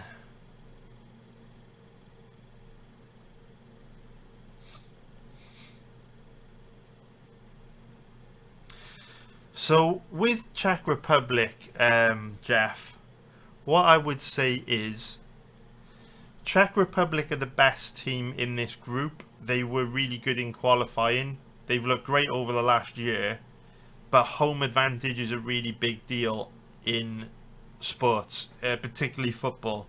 So if this tournament were taking place like elsewhere in the world, I would feel a lot more confident the Czech Republic would finish top. But with Mexico having home advantage, on top of that, a lot of their games being played at high altitude. You got to think about it, right? Half this Mexican starting lineup play in Mexico at domestic level in Liga MX. So they're used to playing at high altitude. The Czech Republic squad, they're all Europeans. White boys with European DNA. I would be fucking dead if I tried to play football at high altitude, right? It's just not in our DNA. It doesn't work well for us. And you see it in tournaments like the CONCACAF Champions Cup, where MLS teams will go to Mexico and they'll play, in Mexico City at high altitude against these clubs like UANL Tigres, and they really struggle. The altitude affects them really bad.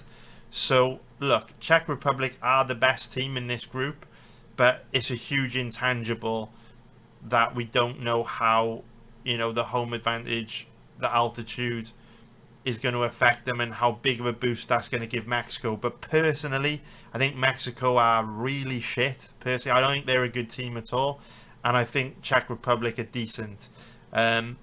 Czech Republic have got a bit of a secret weapon, like a little bit of a combination of advantages. I'll bring up their squad to show you what I mean. So I would say that if you look at all of the teams, so the reason why ultimately I picked Czech Republic to finish top of this group is they've got the best balance across their squad. So when we talk about,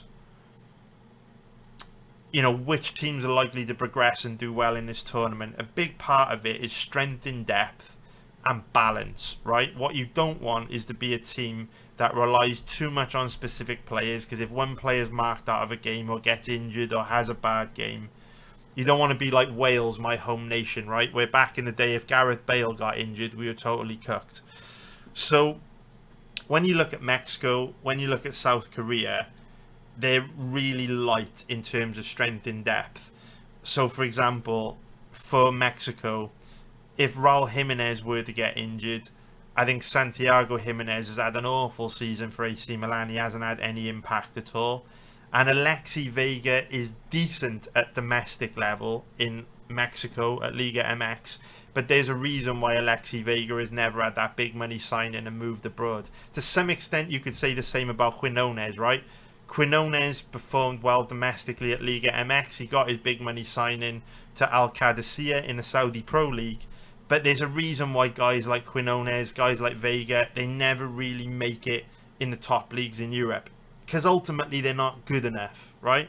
They're not good enough. So say, for example, Quinones picked up an injury, Jimenez picked up an injury, Raul Jimenez.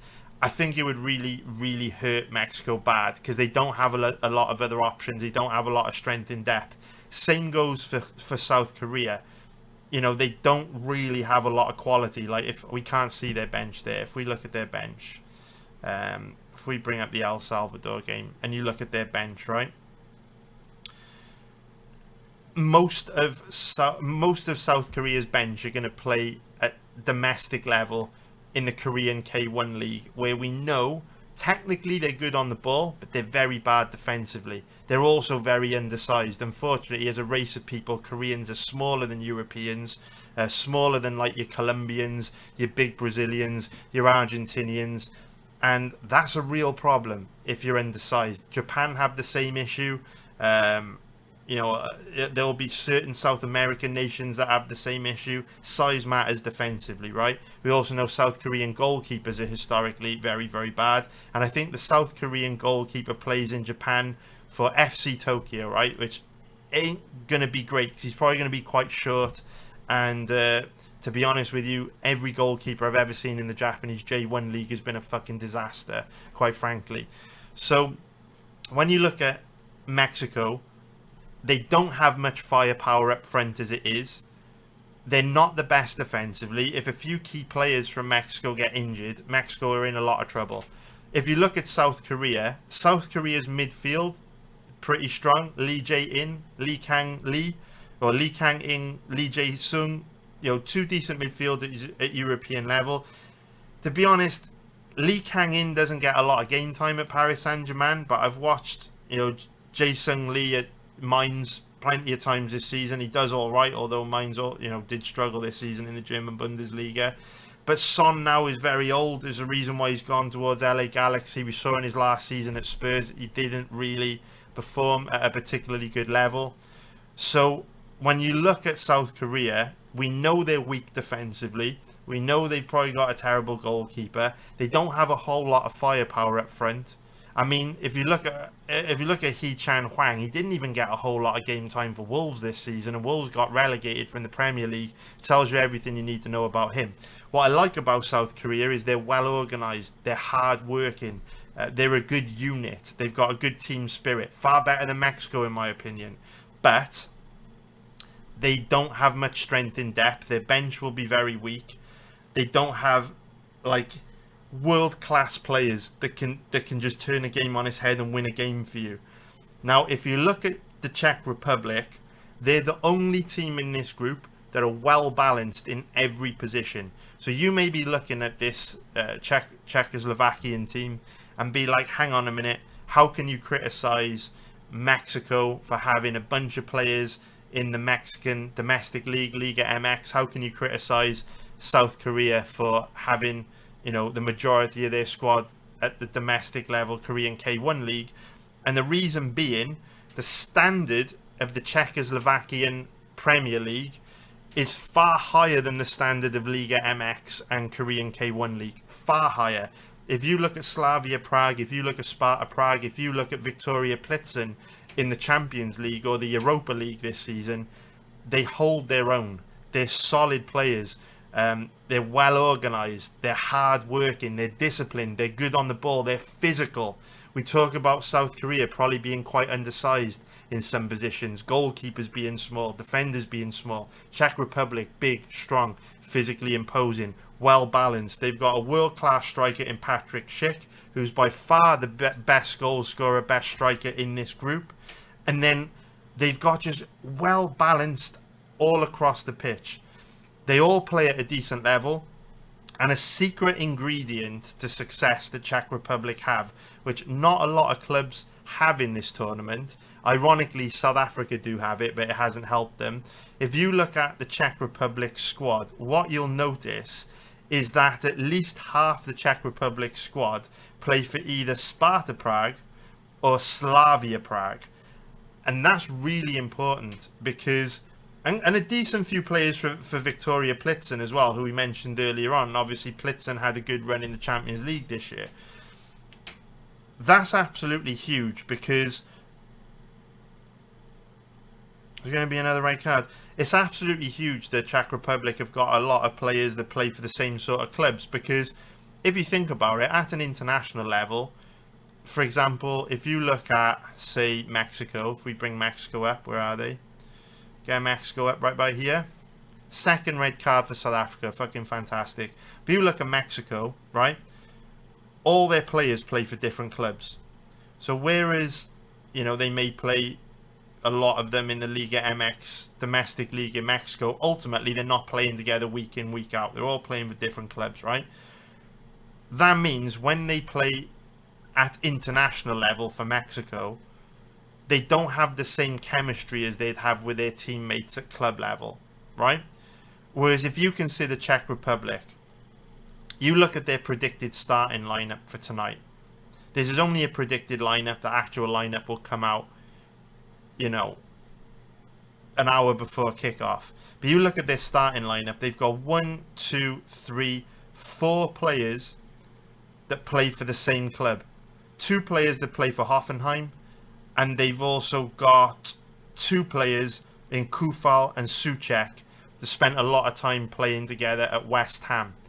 So if we talk about team chemistry and the way that teams play together as a unit, Czech Republic are a very good team. Not only have they got balance all over the pitch, but they've got chemistry with players who have played together for years or have played together in the past or are familiar with one another. No other club have that. All the Mexican squad play for different clubs. Even if you look at South Korea, most of them all play for different clubs. So the chemistry that Czech Republic have could give them a huge edge in this tournament. I think it's been the reason why the Czech Republic have looked so good in qualification over the last year. Czech Republic have had a really good campaign. They've looked great every time I've seen them, and it gives them a big edge. Will that edge be enough to counteract the edge that Mexico are going to get from being able to play at high altitude and having home advantage on their side? I don't know. But categorically, what I can say, indisputably, is Czech Republic are by far the strongest team in this group by some considerable margin. Now, football's a crazy, chaotic game. That doesn't mean they're going to finish top of the group, but it does mean they're the best team in this group. And it'll be interesting to see how they do against South Korea later on.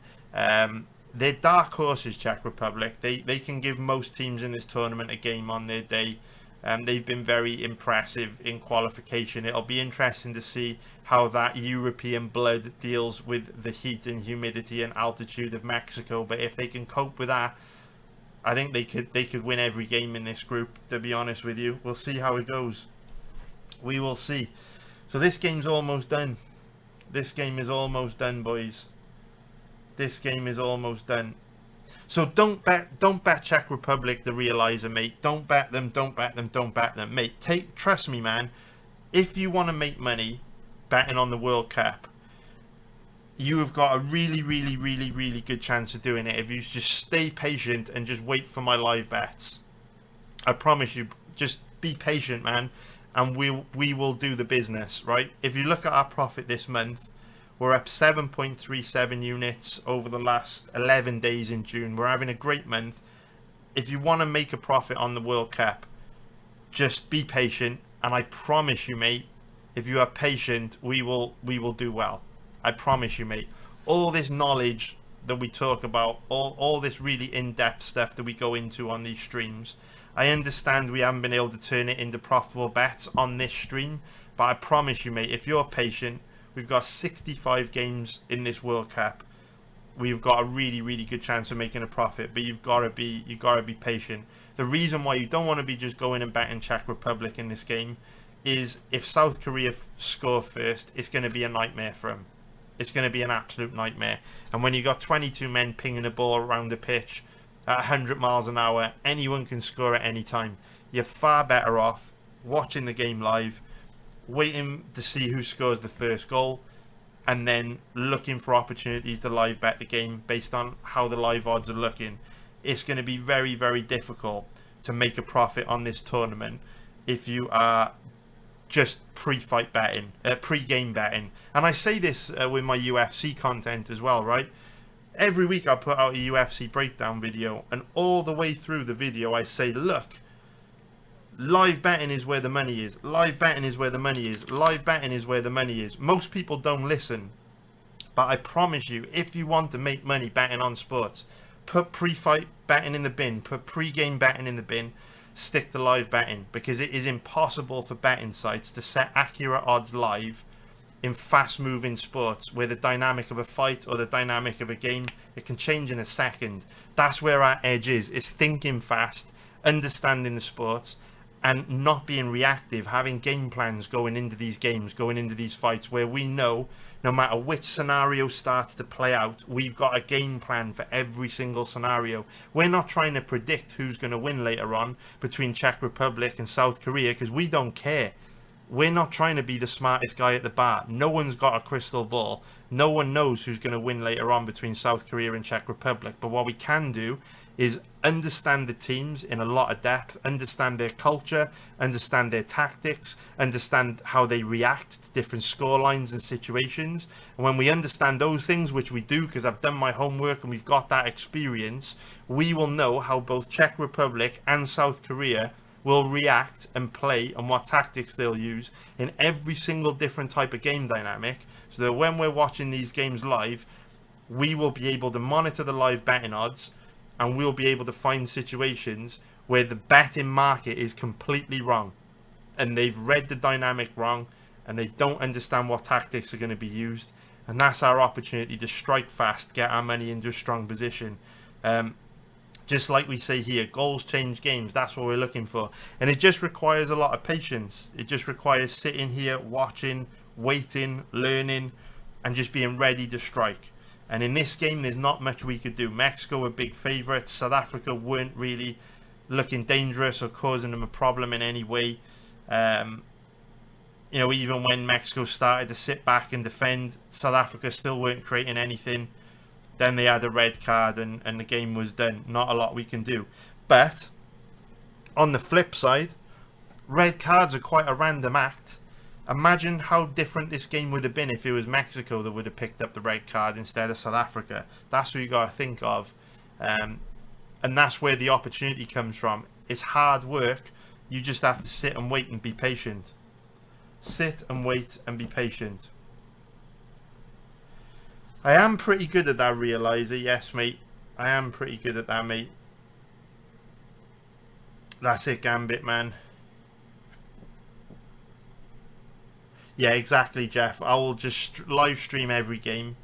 And as soon as I find a live bet, I'll let you guys know. If you can't watch every game and you want to get Telegram notifications when I lock in a bet, just join my live betting group via the link in the description below. But if you are watching every live stream, when I find a live bet, I'll let you guys know. And I've also got a designer at the moment building like some custom graphics and stuff for the stream. It was supposed to be ready by the start of the World Cup, but the designer let me down. He's running late. But what it'll basically mean, in a few days time when you come to the stream, you'll be able to see in like the stream graphics if we've bet anything on this game or that kind of stuff. So if you just jump in late, you can see what bets we've had. Check your betting site because you might still be able to place it. That's the beauty of football betting. That's the beauty of football betting. It's not like the UFC. On the UFC, you have to bet very, very quickly in order to get in at like playable odds. So if I recommend a live bet on the UFC, red card for Mexico, who'd he send off? Montez. That's their left back, right? We'll have to see a replay of this. I do think he was the last man, but I think he was in a wide position, which meant they were covering. He was the last man. He was the last man. Obviously, Mexico had centre-backs tracking back, but he was the last man. I don't think VAR will overturn that. He was the last man, but Mexico obviously had a centre-back tracking back, and he was in a wide position. However, I also think South Africa had a player breaking forward who is ahead of the centre-back. So, even though the centre-back was tracking back, one little through ball and the South African runner's in on goal. So, I don't think they will overturn that. I think that is a red card, to be fair. I don't mind that. I think that is a red. I think that is a red card.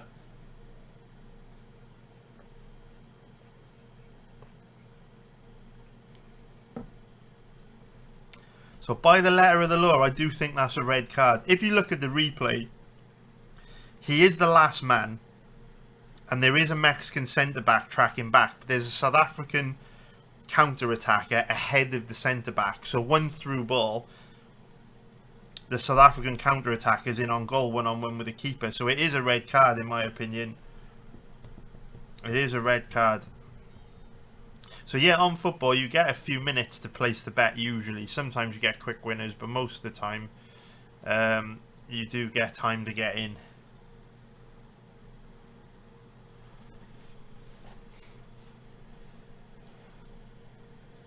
So hopefully, boys, we'll see you back later on for South Korea versus Czech Republic. That should be a better game, hopefully. And what we'll do, we'll start just before the game, so you guys could check out the bet builder we've got for that game. We were quite unlucky with a bet builder on this one, I think. We did come close to winning the bet builder we had. Let me just bring it up. Where is it? If it wasn't for the red card, we might have hit it, boys. Let's have a look. How did we do on the bet builder? Oh, wow. We are very close to winning the bet builder.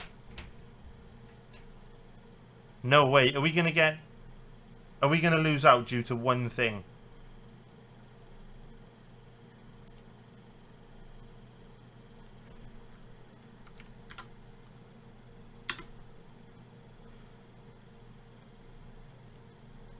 No way. We are very close. We need like one shot from a South African player to win this bet builder at 15.0. We need Mac Gopa to get one shot. Evidence Mac Gopa to get one shot and we win this bet builder.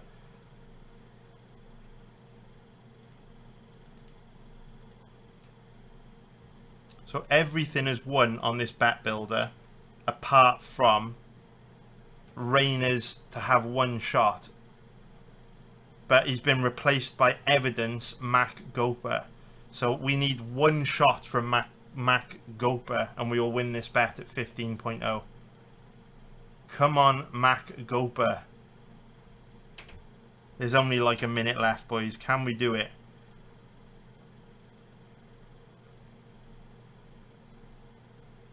Come on, Mac Gopa. We would win our first bet builder of the tournament. Come on, Mac Gopa. Evidence, he's been replaced by Evidence Mac Gopa. You can see here. So this was our bet builder. We've won everything apart from Evidence Mac Gopa. One shot we need. Come on, boys. Mac Gopa. There's only a minute left. Come on. One shot. That's all we need. It would be so harsh if we lose this bet builder because of one shot. Very frustrating.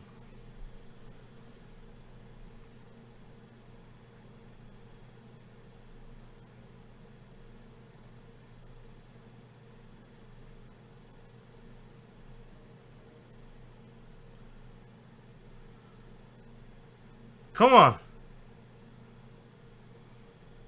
One shot, boys. One shot. That's all we need.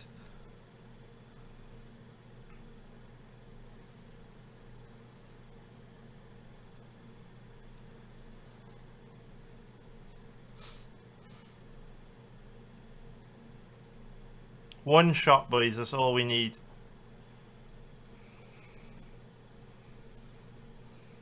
It would be pretty brutal if we lose our first bet builder on literally one shot. All this striker needed was one shot. Oh wow, he's blown his whistle. Bang on 97. Absolutely brutal, boys. We lose the bet because the South African striker, Reyners, and then his substitute didn't get a single shot on goal. Brutal. So we're very close to winning that. But boys, don't worry, because we are probably going to do pretty well from these bet builders throughout the tournament. And we just have to keep firing and we'll win a good number of them. So thanks a lot for watching, everybody. Nice one, everyone. And we will be back in a few hours time for South Africa versus South Korea versus Czech Republic. I'll start the stream like 15 minutes before the game and we'll go through the bet builder for the game. We'll do another one for South Africa versus Czech Republic and we'll look at the team sheets and talk about tactics, game plans, dynamic strategies, all that kind of stuff. So have a great evening, boys. I'm going to go record the UFC White House video now. Love you all. Take care. Nice one, guys.